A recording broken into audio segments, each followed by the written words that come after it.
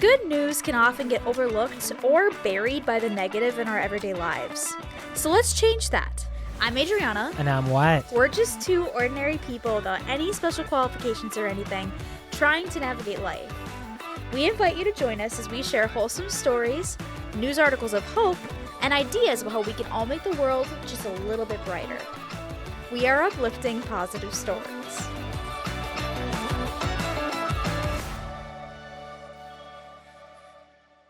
Welcome back to another episode of Uplifting Positive Stories. Thanks for joining us, everybody. Hello from the past, because we are recording this nearly a month in advance. Because as we speak, theoretically, we should be with our new child. Yeah, that's true.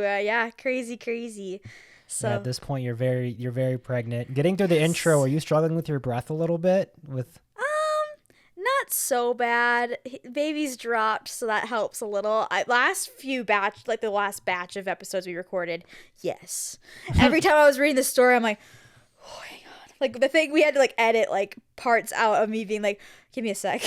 Because, when I'm reading, long paragraphs, I would get out of breath. Yeah. It's a little better now, but, yeah, I'm definitely feeling very, very pregnant. That is for sure. So, yeah. We're trying to work ahead as far as we can, so we don't have to, we can put out recording when we have some time. New baby for a bit there and stuff, being new parents and adapting to all that, and probably sleep deprivation and all the things that come along with that. We'll try to keep the subjects and discussions evergreen as best we can, because we don't want to have old news or unrelated conversations. Oh, been there, done that, it's over.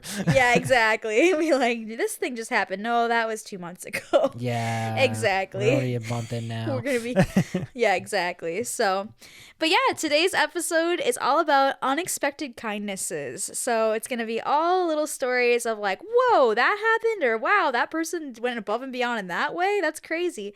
And so, yeah, there's just a lot of really wholesome stories in here that we're going to dive right into. Our first one here comes from the subreddit Ask Reddit, and it is titled, "What is the most touching thing someone has done for you?" Here we go. All right. In middle school, I was really good friends with this one girl that was a year older than me, and she got me into this one book series. A big project came up, and you had to create something from your favorite book and some other stuff too. So I decided to make something from the book series that she got me into. It was a silver chalice wrapped in gold vines with a base of gold and intricate designs on the outside. I worked day and night on this thing. It took me about a week, but I finished it and I brought it into school the day before the project was due. Well, I took it down from this one spot in the class I had put it to get a closer look before I went home for the day, and it slipped through my fingers and it shattered all over the floor. It was made out of glass. I felt tears coming, so I quickly swept the pieces into a dustpan and into the trash before running to the bathroom and just feeling sorry for myself. I went home and I just felt completely drained and dreading how to explain it to the mean teacher for whom the project was due. That one night, the girl that got me into the series I picked to make the chalice from bought all the supplies necessary to replicate the project, and in addition to her own homework, stayed up well into the night working on it for me. Hers even looked better than mine did, and she added way more beauty into the whole thing. I got to school the next day all sad, only to find the chalice that she'd made on the desk of my first class for the day. I know how hard it was to make that, and also how expensive, and the fact that she put all that effort into making one for me with no strings attached really touched me. I honestly thought no one cared about me in that school, and her doing that really meant a lot to me. Wow. How old are they again? Super sweet. Middle school. Wow. Yeah. That's impressive for middle nice? school. Mm-hmm. Very, very, very sweet. You kind of experienced the first half of the story. Twice, actually. Well, I don't know if I told you about the other one. Tell me about one of them. I don't think you told it here, so. So one of them, this kind of happened. But thankfully, it was after the project had already been graded, so it was fine. But there was this project I spent a lot of time on. We had to pick something from our city that was historically big or whatever. And so I did the wreck of the Edmund Fitzgerald, because we have in our museum here and stuff, they talk about it and stuff. The wreck wasn't here, but it came in and out of Duluth a lot, so it was It relevant did come in enough and out to of shipping. Duluth a lot for our shipping and stuff, so it was a big deal when it happened in our city specifically. That was a huge thing that we had memorials for it and stuff like that every year and stuff. And so I had made a big replica of the ship out of clay and painted it, painstakingly painted it, and I spent weeks on this thing. And as I was going to bring it home after the project was graded, my teacher was carrying it for me down the stairs and accidentally dropped it, and it exploded all over the floor, just little bits of clay, just like hardened clay, just everywhere. And this other teacher walked up to us and saw this. My teacher looked mortified, the one that dropped it. She looked just mortified. And this other teacher walks up and goes, well, at least now it's lore accurate to what happened. But she was like, don't say that, don't say that, that's terrible, I feel like horrible. And anyways, I just kind of laughed about it. I was a little bummed because I was kind of excited to keep it because it looked kind of cool. But yeah, anyways, so that happened. And then another time, I should have learned my lesson and not made things out of clay anymore. But I didn't learn my lesson, apparently, because I had we were making a board game about a book series that we read in class, and so we did the Hunger Games. And I had made this cool gold like cornucopia thing for the middle of the game board, and it was like part of the game. And right before we were about to have people playtest the game in class, one of the kids bumped the board. The cornucopia went on the ground and smashed into a bunch of pieces. And I was so bummed because it looked so cool on the middle of the game board. It was part of the game, and I was like, gosh dang it happened again. So anyways, that one is kind of like design flaw because you probably shouldn't have something that fragile for a board game but you're I mean, interacting like, with. The Edmund Fitz one probably was avoidable. Well, it's like the whole board had gone off on the floor when the cornucopia smashed. It shouldn't have been broken in theory. It was pretty durable, but it didn't survive the 3 feet fall or whatever it was. But anyways, I digress. Back to the story. So anyways, I get the heartbreak when you have something like that you put a bunch of time and energy into, and that you were like, this was something that I was really excited to show people, and then it breaks and it's like I have nothing to show for it now. That feeling really, really is the worst. Yeah. It sucks. So the fact that her friend realized that and then went out of her way to make it and spend her night doing that, and also to help save her grade too, that was super, super, super thoughtful. Super cool that they did that. So, any indication what the book series was? They didn't say, no. Do you have any ideas based off of that? Something with a chalice. I don't know. I'm not really sure. If you know what the book series is, comment below. Yeah, I'm curious. I would be curious what book series people think it is. For those who read consistently. Maybe it is one I've read. I don't know. I can't think of what it would be, though. The Goblet of Fire. Just kidding. All right, on to our next story here. This one also comes from Ask Reddit, and this one, the question was, what is your most wholesome secret? Here we go. When I was 17 years old, my best friend forever and I decided to take the snowmobiles out for a ride in the blizzard. We thought it would be amazing to hit some fresh forming powder and drifts. The visibility was low, so we stuck to the main roads. We ended up on a desolate road with 2 homes and acres of farmland. As we got close to the homes, we noticed some lights and went over to see what was going on. It turned out that the old couple living there had ventured out to the store to get food in case they got snowed in. They made the long drive and everything went fine. They had to have hit several drifts that were 1 to 4 feet tall. Things only went wrong when they slowed down to turn into the drive. They didn't dare leave their car out because they feared a snowplow would hit it. My friend and I, in full snow gear, helmets and face masks, dug the car out and shoveled the driveway and made sure that they got their car in the garage. I thought that was the end of the story. I didn't even mention anything to my parents. Lo and behold, the next day at church, this couple was there. Our church gives time for the congregation to get up and talk about their beliefs or faith-building stories. Sure enough, the old man gets up and starts telling them about their trip to the store last night. He talked about getting stuck and worrying that he would never get his car unstuck and destroyed by a snowplow. He then said that 2 angels appeared, barely spoke, unstuck his car, and disappeared as quickly as they arrived. He said that he had been pleading with the Lord for some help, but figured it could never arrive because no one travels down their road. My mom looked at me and knew it was me. She didn't say anything. I didn't say anything. Okay. Yeah, I thought that was just a cool story. It's always kind of neat when it's like, you hear about this person that was helped and then they like are saying it publicly and like they don't realize that the person that did it is right there and hears that. I don't know. I just think it's always kind of cool when that happens. The willpower not be like me and raise your hand. Well, of course. Yeah. Like it's just validating to be like, oh wow, I actually made a difference, or like, oh wow, they actually like appreciated that I did that. Like that's pretty cool.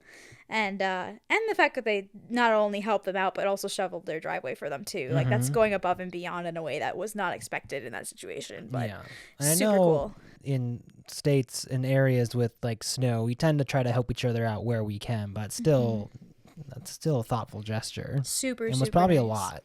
Yeah, exactly. And they were only 17 at the time. Like, again, it's cool to see like kids doing that for other people. The younger stepping up. Yeah, super, super cool. So, all right, on to our next story. This one is submitted by a listener. So this is awesome. They submitted an awesome, awesome story. I'm very excited to share it.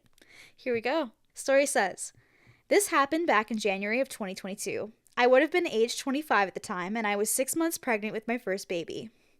I was working in a warehouse at the time and had been working overtime that day. I had just finished up a 10-hour shift. I left work and started to drive home and realized that my car was just about on empty. I drove to the nearest gas station, pulled up to the pump, and stuck my card in to pay, only to have my card not work. I had to go inside to pay. I wasn't even in the gas station for a full 2 minutes. I filled up, got in my car, turned the key, and nothing happened. My car wouldn't start. Silly me left my headlights on while I went inside to pay, and it was just long enough to kill my battery. That's not a very good battery then. Yeah, that's a bummer. I'm sitting there at the pump with a dead car and crazy anxiety because now I have a line of cars behind me waiting for me to move. It's not only freezing outside, but it's also snowing, and again, I'm 6 months pregnant.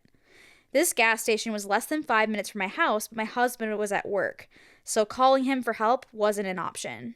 I must add that I am not one to ask for help. I hate feeling like a burden, but I was left with no choice. I mustered up all my strength, and I asked the gentleman at the pump next to me if he had jumper cables and could possibly jump my car.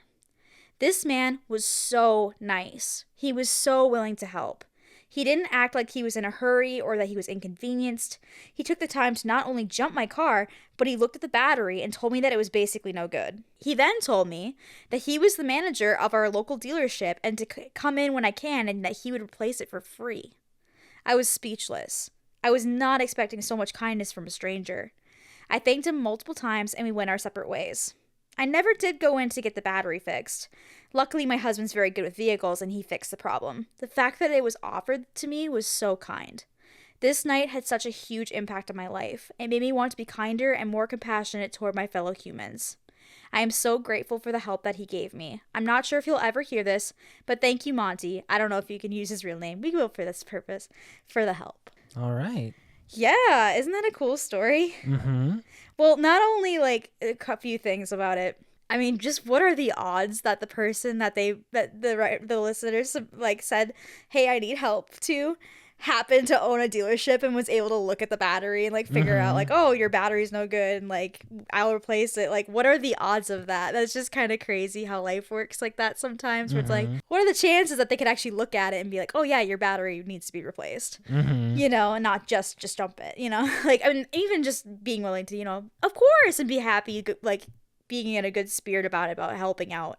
That's great even just by itself. But then to go a step further and be like, I'll replace it for free if you come in.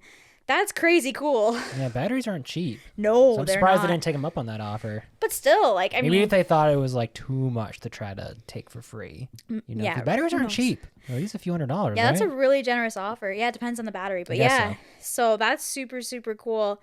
And also, I gotta say, like, I completely understand the feeling of like being scared to ask for help or being like not wanting to burden others. I'm the same way. Even just walking around the store, it's hard sometimes. I know. Sometimes I feel really brave. I'm like, hey, I'm looking for this. But sometimes I'm like, I think it depends on how obvious it seems. Like, yeah. Like if I should be able to figure it out on my own, I will try. Yeah. But there are some days where it's like, I'm just gonna ask for help. This will save me so much time. Yeah, but it's hard though. But it's cool when you do, because I mean, it gives people opportunity to be able to step up and be like, yeah, I can help out with jumping a car. Absolutely, I have jumper cables. You know, like it gives people that opportunity to like, yeah, here's an easy way for me to make someone's day because I can help. I have the means. Yeah. Or like if you're at a grocery store, like I've seen this happen several times in front of me, where like someone goes up to a tall person, it's like, hey, I can't reach that on the shelf. Would you mind just helping me? And that person, usually the person who's tall, is like, heck yeah, I can definitely help you. It's like a superpower that I can reach it for you, you know? Like it makes people feel good to be able to help with that kind of stuff. So that's really cool too. But yeah, I just thought that was a super cool story, and I'm very happy that this person submitted that. So thank you so much for sending that in. It's always so fun to be able to read your guys' stories and be able to share it with everybody. It's so cool. Gentle reminder, if you have stories and you want to share them here. Yeah, send them. You can send them whichever way is easiest for you. This person submitted it through Messenger on Facebook, so you can do that way. You can do it through our email, upliftingpositivestories@gmail.com. There's lots of options. So yeah, feel free. We would love to share them. All right, on to our next story here. So this one comes from the subreddit BORU updates, so best of Redditor updates. For those who don't know. Yes, it was originally posted in Tolkien books. Like Tolkien? Like Tolkien, like the writer of The Lord of the Rings. Heck yeah. All right, I'm already in. Buckle me up. So this one is titled, Try Not to Make Fun of Me. I bought my boyfriend a gift and I epically failed. All right, here we go. I'm curious. I kind of deserve to be made fun of for this, but hear me out. We'll reserve judgment until we hear. I am not particularly a Tolkien fan. Not because his work isn't absolutely legendary. Judging. Just kidding. Not because his work isn't absolutely legendary, and it deserves all the reverence that it gets. All right, I agree. It's simply because I'm not much of a fan of fantasy novels. However, my boyfriend deeply loves Tolkien's work, and I love that for him. And the man is such a gem that I want to spoil him rotten. Anyhow, I was at a vintage store and I came across this book set, which I had never seen before at any other used bookstore. I was nervous about the purchase and I wanted to research it better before going through the checkout line, but of course, just my luck, I had no cell service in this small town. I even tried walking 2 blocks away from the vintage store, praying a cell signal would make itself known and save my life. No luck. So I decided to just be a brave girl and purchase it. Mind you, at the store, this book set is saran wrapped. I was not allowed to open it and get a closer look at the books before purchasing. I get it home and immediately feel devastated upon discovering the pages are as yellow as an agoraphobic chain smoker's walls. I thought it couldn't get worse. Until, to humiliate myself further, once I finally regain cell service, I Google it and I discover that the set is missing a book. I'm so completely, entirely, deeply embarrassed and ashamed for not knowing any better. I literally cried. Like, is it just the Lord of the Rings I'm guessing books, it was all the probably other with Tolkien the Hobbits books? too. There's also the Silmarillion. There's all those other smaller I don't know. It books doesn't as well. It doesn't say it. So. Okay. I literally cried. And no, the vintage store did not accept returns. I don't have enough money to repurchase the correct set for him. I spent $50 at the vintage store, and even that was already getting outside of the budget that I have on my pathetic barista salary at the moment. But one of my absolute favorite things about my boyfriend is how much he loves to read and how much he cares for his books. He doesn't dog your pages, he carefully mends any tears, meticulously organizes them on his shelves. I was really, really hoping to knock one out of the park with this one, and instead I wasted my money and embarrassed myself. I told him that I bought him a gift that ended up being a fail, and I vowed to never tell him what it was, and I mean that.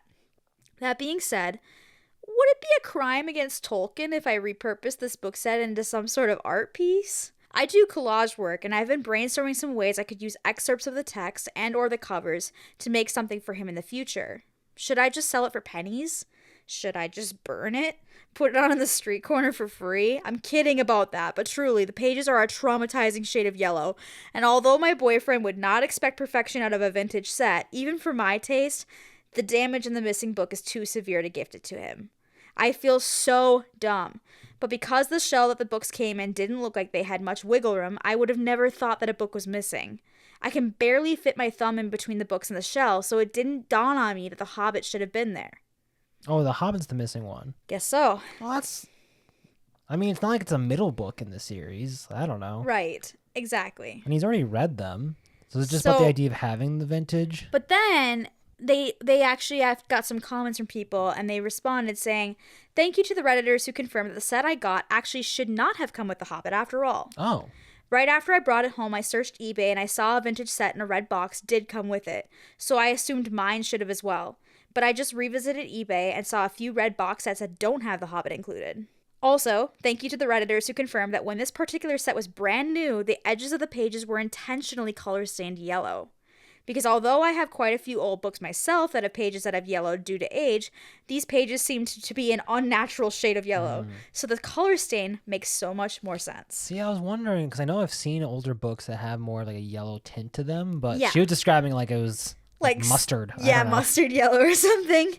So that's the original story. There is an update. Do you guys want to hear that now? Yeah. Okay, yeah. Sounds good. Let's do it. So I don't think I'll add is that I don't think they need to be that embarrassed. Like even before there were solutions found, you didn't know. And it's the thought that counts behind it too, that you were trying to get something that you thought your boyfriend would like. I would still be like, aw, touched if you were trying to do that for me for a book series that I loved or something. So, all right, the update. A day later. I tried to edit my previous post and I couldn't. If you have no idea what's going on, refer to that post first. So here's an update for everyone who is generous enough to comment. I checked the spine this morning, and despite the optimism some of you shared with me, it absolutely should have had The Hobbit in the set, which is now refreshing my memory as to why I doom spiraled so hard a few months ago when I bought the set. But hey, I'm still going to be a good sport and gift it to my boyfriend. But there's a strong chance I might be taking up username Overhill_Underhill's offer to send me a copy of The Hobbit after all. So I guess they, after further examination, found out that there should have been, and a user reached out to this person and said that they would give them a copy of The Hobbit to fill their set. Then, update 11 days later, this is where it gets cool. I made a post a while back sharing that I had especially failed after taking a risk in buying my boyfriend a Tolkien book set for Christmas at a vintage shop without being able to do research on it first. With my luck, I discovered later that not only were the edges of the pages well beyond the usual shades of vintage book yellow, but worse, the set was also missing The Hobbit. Well, the plot has massively thickened, and the story gave way to a crescendo I was not expecting. I've got updates for you. The first two, nowhere near as thrilling as the third. Most of you commented on my original post saying that my set was never meant to include The Hobbit, even though my slipcase listed it. And man, I'll hand it to you. Some of you had me properly doubting myself for a moment, thinking, wow, maybe I didn't make such a blunder after all. Then multiple Redditors commented saying they had the same set when it was brand new or nearly new, and all 4 books did in fact originally come with it, and it fit in that case. That is, apparently, only until you open or read the books. Once read, the books expand and become difficult to get back in the case without damaging it. Oh. Hearing that, I guess that makes sense, because your books do kind of expand when you've pulled them out of the box set. I get that. Do they? Yeah, kinda. I clearly read a lot. Hearing that, it doesn't surprise me at all that so many of you own a set that only includes a trilogy.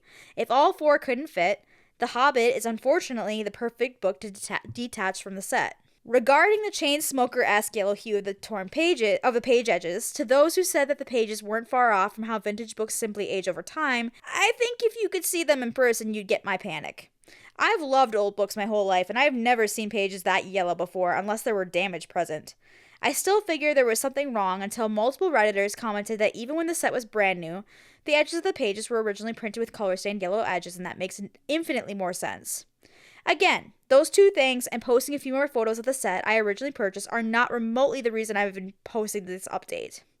It's to share how this whole saga reached some unexpected heights. A Redditor read my original post about how much my boyfriend reveres Tolkien's work, as well as how, despite my good intentions, my foolish optimism led to both Christmas gift misfortune and a financial setback, particularly due to my meager barista salary. In response, this Redditor sent me not only the missing copy of The Hobbit that belongs to the 1973 set I purchased, but also some truly incredible items I could have never dreamed of being able to gift my boyfriend for free. He would not even allow me to pay the shipping.